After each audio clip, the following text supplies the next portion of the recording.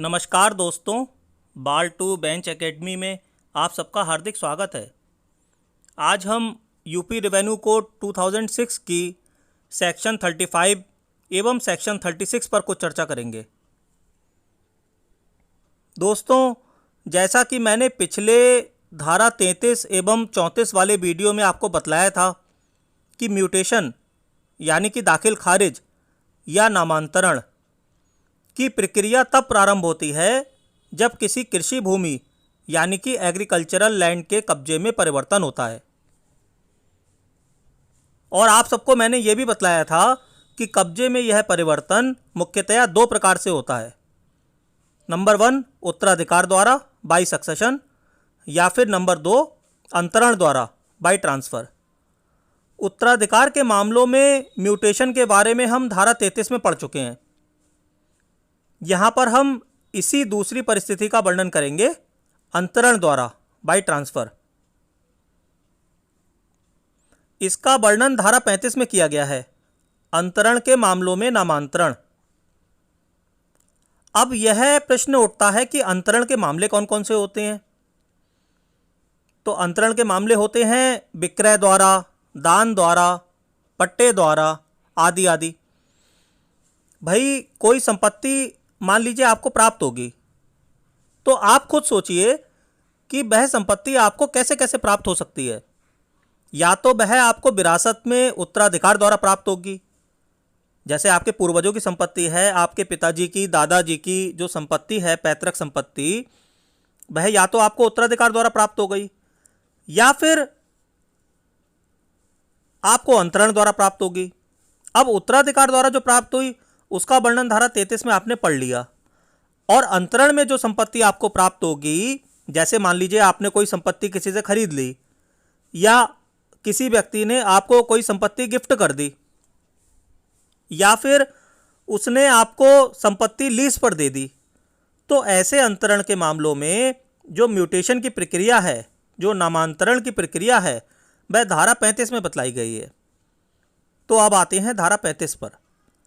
दोस्तों, अगर आप लोगों ने अभी तक अपने बेयर एक्ट नहीं निकाले हैं तो कृपया पहले अपने बेयर एक्ट निकाल लीजिए और उसमें धारा 35 खोल लीजिए। दोस्तों, पहले हम बेयर एक्ट से धारा 35 पढ़ेंगे और फिर इसको समझते चलेंगे। धारा 35 में अंतरण के मामलों में नामांतरण का प्रावधान किया गया है, mutation in cases of succession और ट्रांसफ़र। इसकी उपधारा 1 में बतला रहे हैं कि धारा 33 या धारा 34 के अधीन किसी रिपोर्ट या तथ्य की जानकारी प्राप्त होने पर तहसीलदार एक उद्घोषणा जारी करेगा और ऐसी जांच करेगा जैसी आवश्यक प्रतीत हो। यानी कि जब धारा 33 और धारा 34 के अधीन कोई रिपोर्ट तहसीलदार को मिलती है या उसे तथ्य की जानकारी प्राप्त होती है, तो तहसीलदार एक उद्घोषणा जारी करेगा और जांच करेगा जैसी भी वो आवश्यक समझेगा। On the receipt of a report under section 33 or section 34 or upon fact otherwise coming to his knowledge, the tehsildar shall issue a proclamation and make such inquiry as appears to be necessary. And यदि मामला विवादित नहीं है तो वह अधिकार अभिलेख खतौनी को तदनुसार संशोधित करने का निर्देश देगा। यदि मामला विवादित है तो वह विवाद का निपटारा करेगा और अधिकार अभिलेख खतौनी को तदनुसार यदि आवश्यक हो संशोधित करने का निर्देश देगा। तो इसमें क्या है कि धारा 33 और धारा 34 के अधीन तहसीलदार को कोई रिपोर्ट प्राप्त होगी या उसको तथ्य की जानकारी प्राप्त हो रही है अदरवाइज, तो तहसीलदार एक प्रोक्लेमेशन जारी करेगा, इशू करेगा, एक प्रोक्लेमेशन, एक उद्घोषणा जारी करेगा और जांच करेगा। उसके बाद में अगर मामला डिस्प्यूटेड नहीं है तो वो क्या करेगा, अगर मामला डिस्प्यूटेड नहीं है तो खतौनी को तदनुसार अमेंडमेंट कर देगा, और अगर मामला डिस्प्यूटेड है तो क्या करेगा, डिस्प्यूट का निपटारा करेगा और अधिकार अभिलेख खतौनी को संशोधित करने का निर्देश दे देगा। यानी कि जो अंतरण के मामलों में नामांतरण है, इसमें दो केस हो सकते हैं कि अगर मामला विवादित नहीं है तो वो खतौनी को अमेंड करने का ऑर्डर दे ही देगा, और अगर मामला विवादित है, डिस्प्यूटेड है, तो पहले विवाद का निपटारा कर देगा और उसके बाद में जब विवाद का निपटारा हो जाएगा तो फिर खतौनी को संशोधित करने का ऑर्डर दे देगा। आगे आते हैं उपधारा 2 पर। उपधारा 1 के अधीन तहसीलदार के आदेश से व्यथित कोई व्यक्ति ऐसे आदेश के दिनांक से 30 दिन के भीतर उप जिलाधिकारी को अपील कर सकता है। अब जो ये उपधारा 1 के अंतर्गत तहसीलदार ऑर्डर देगा, इस ऑर्डर से अगर कोई व्यक्ति पीड़ित है, एग्रीव्ड है, तो वह आदेश के दिनांक से 30 दिन के भीतर उप जिलाधिकारी को अपील कर सकता है, यानी कि सब डिविजनल ऑफिसर को विद इन 30 डेज वह अपील कर सकता है। आगे आते हैं दोस्तों धारा 36 पर। धारा 36 अंतरण की सूचना और भू राजस्व जमा करने से संबंधित है। Intimation of transfer and deposit of land revenue. धारा 36 में 2 उपधाराएं हैं। पहली उपधारा अंतरण की सूचना यानी कि इंटीमेशन ऑफ ट्रांसफर से रिलेटेड है, और दूसरी उपधारा भू राजस्व जमा करने यानी कि डिपॉजिट ऑफ लैंड रेवेन्यू से संबंधित है। तो इसको हम पढ़ लेते हैं पहले बेयर एक्ट से, फिर इसको समझते चलेंगे।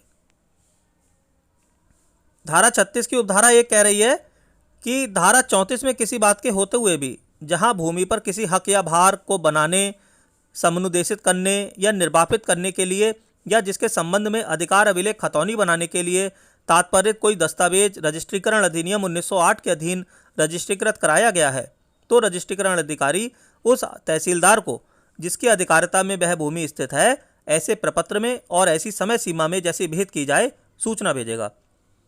Notwithstanding anything contained in section 34, bear any document purporting to create, assign or extinguish any title to or any charge on land or in respect of which a record of rights खतौनी is prepared is registered under the Indian Registration Act 1908.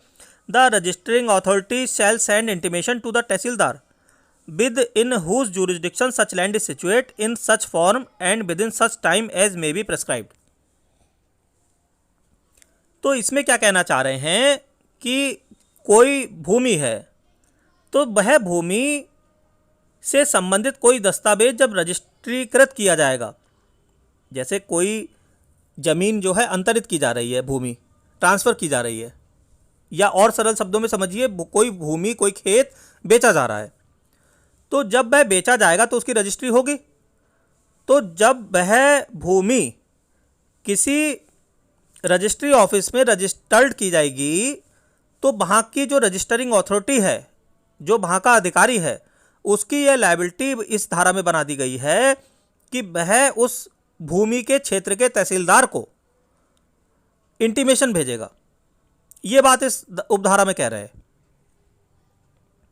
यानी कि धारा 36 की उपधारा 1 में क्या कह रहे हैं कि जो भूमि बेची जा रही है, अंतरण की जा रही है, उससे रिलेटेड जो डॉक्यूमेंट है, दस्तावेज जो रजिस्ट्रीकृत कराया जाएगा,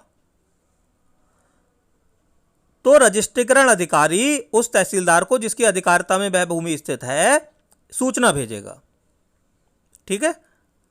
और उपधारा 2 में क्या कह रहे हैं, इस अध्याय में किसी बात के होते हुए भी धारा 32 के अधीन अभिलेखों के सुधार के लिए कोई आदेश, धारा 33 के अधीन उत्तराधिकार अभिलिखित करने के लिए कोई आदेश और धारा 35 के अधीन अधिकार अभिलेख खतौनी में कोई संशोधन और धारा 38 के अधीन कोई सुधार तब तक अभिलिखित नहीं किया जाएगा जब तक कि उस भूमि जिसमें ऐसा आदेश संबंधित है के संबंध में अद्यतन देय भू राजस्व की धनराशि जमा न कर दी जाए।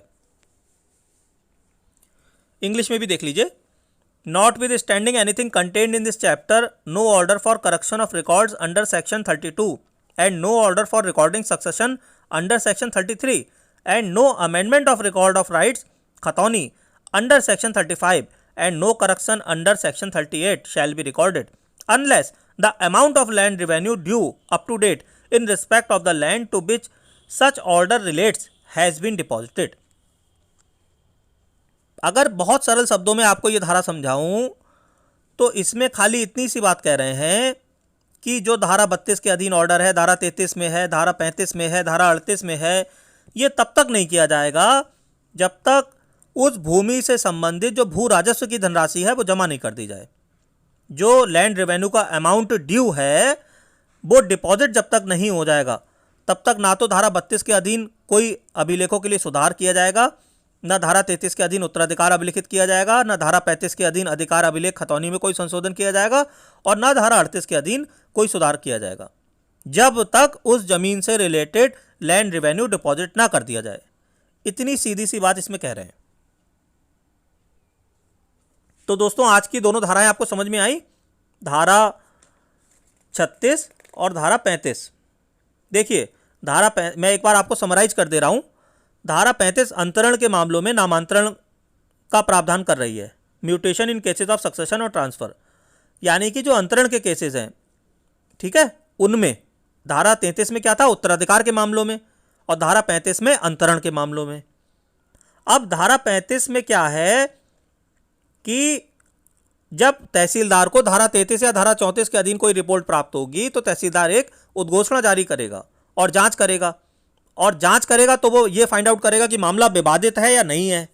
अगर विवादित नहीं है तो कोई दिक्कत ही नहीं है, तो खतौनी में अमेंड करने का ऑर्डर दे देगा, और यदि मामला विवादित है, डिस्प्यूटेड है, तो पहले विवाद का निपटारा करेगा और फिर ऑर्डर दे देगा। जब विवाद का निपटारा हो जाएगा तो कहेगा कि अब खतौनी को आप अमेंड कर लीजिए। फिर अगर कोई व्यक्ति तब भी तहसीलदार के ऑर्डर से अगर व्यथित है, पीड़ित है, एग्रीव्ड है, तो वह ऑर्डर के दिनांक से 30 दिन के भीतर उप जिलाधिकारी को अपील कर सकता है। अब आते हैं धारा 36 पर। धारा 36 intimation of transfer and deposit of land revenue की बात करती है। इसमें दो उपधाराएं हैं, उपधारा 1, उपधारा 2। उपधारा 1 में अंतरण की सूचना यानी कि इंटीमेशन ऑफ ट्रांसफर का प्रावधान है, और उपधारा 2 यानी कि सबसेक्शन 2 में डिपॉजिट ऑफ लैंड रेवेन्यू का प्रावधान मिलता है। अंतरण की सूचना क्या है, अंतरण की सूचना कौन देगा, किसको देगा?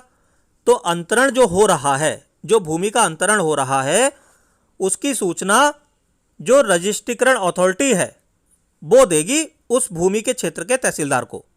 इतनी सी बात है इसमें। और जो भू राजस्व जमा करने वाला प्रावधान है उपधारा 2 के अंतर्गत, इसमें खाली इतनी बात कही गई है कि जो भूमि है तो उस भूमि से संबंधित जो भी भू राजस्व की राशि बकाया है, जो ड्यू है, वो जब तक जमा ना कर दी जाए तब तक ना धारा 32 के अधीन अभिलेखों में सुधार के लिए कोई आदेश दिया जाएगा, ना धारा 33 के अधीन कोई आदेश दिया जाएगा, ना धारा 35 के अधीन कोई संशोधन अभिलिखित किया जाएगा, ना धारा 38 के अधीन कोई सुधार अभिलिखित किया जाएगा। इतनी सी बात कह रहे हैं इसमें। तो दोस्तों मैं आशा करता हूँ कि आपको मेरा आज का प्रयास अच्छा लगा होगा। अगर आपको मेरा आज का प्रयास अच्छा लगा हो तो कृपया मेरे वीडियो को लाइक करें और मेरे चैनल को सब्सक्राइब करें। धन्यवाद।